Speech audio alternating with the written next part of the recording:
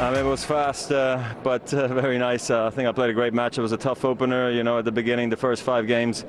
We had some great rallies and sort of never looked back, honestly. I was great on the offense, made very few unforced errors and came up with the big shots and served well when I had to. And yeah, that was good. I thought Alex played great tournament as well, and I think we both can be very happy. But yeah, what a moment for me to win my 10th here in my hometown of Basel. All right, so now at 10 in Basel, joining the double digits where he got earlier this year in Halle. So a big year, 2019. Finally getting to 10 at a couple events, still trailing Rafa, who's got a dozen trophies at Roland Garros. Our own Martina Navratilova won 12 times in Chicago. Rafa litters this sheet. I mean, he's been there so many different times. But now Federer. Oh, thank goodness he finally got to 10. I was worried he wasn't going to have too much success in his career. Good for him. Getting the 10 there. And Nosey, when you think about this, 103, you mentioned it, titles overall. So that puts him 6 behind 109, Jimmy Connor's all-time record. Now, what are your thoughts about him breaking it? Yeah, hopefully we don't replay any of our past segments, because I think I recall maybe last year saying I didn't think he could get there.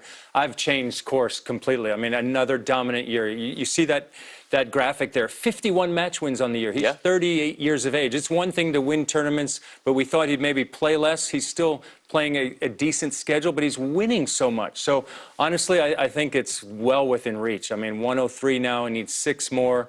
As he gets closer, he does such a great job of managing his schedule.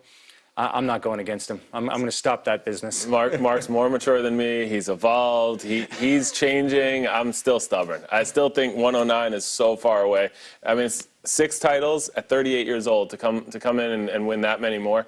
I know I said it last year that I think 109 is too far away. I think all the other records are within reach. 40 more matches, the number of matches played, 40 more match wins. I think he can get to those for Connors, but 109 titles, I think eventually, I do think eventually Father Time's going to win. The only person I think that's a favorite over Roger Federer, Father Time, eventually going to take its toll. One interesting thing, James, we probably assume that next year's probably his last year. We assume that, right? So let's say he gets 3 or 4 titles, gets to 107, it's got to change for the following year, right?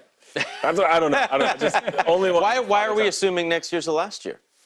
Like I said, I'm just assuming, and I'm probably going to be wrong. Yeah, just historical. I'm playing at 40 years old still. It just doesn't seem like it happens. If you're still getting 50 wins a year, 3 or 4 titles, you're ranked top 3 in the world. I mean, by the way, he was 2 points. He had 2 championship points at Wimbledon to get another title there. Well, I think there are a lot of things to it as well. Like you said, if he is able to secure 1 more Grand Slam title, that maybe changes the narrative. If he wins a couple more titles early in the season next year, does that change the narrative? I mean, we're thinking next year because of the Olympics in Tokyo, just thinking that might be it, but there's so many things that can change. And we're also assuming with him, he's been so healthy his whole career, not had too many major injuries. One injury at this point, at this age, that could change everything. It's a great point.